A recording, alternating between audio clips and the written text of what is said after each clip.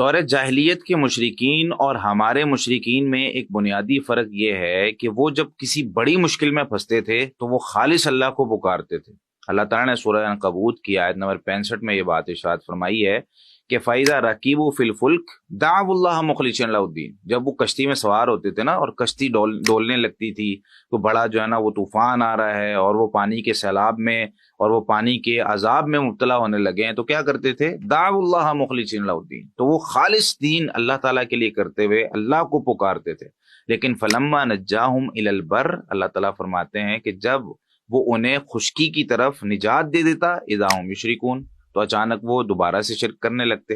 تو کم از کم وہ کیا کرتے تھے کہ بھائی اپنی مشکل وقت میں اللہ کو پکارتے تھے۔ اور یہاں مفسرین نے یہ بات لکھی ہے کہ توحید اگر مشرک بھی اپنا لے تو اللہ اس کی بھی مدد کر دیتا ہے، جیسے وہاں سے ان کو بچا لیا۔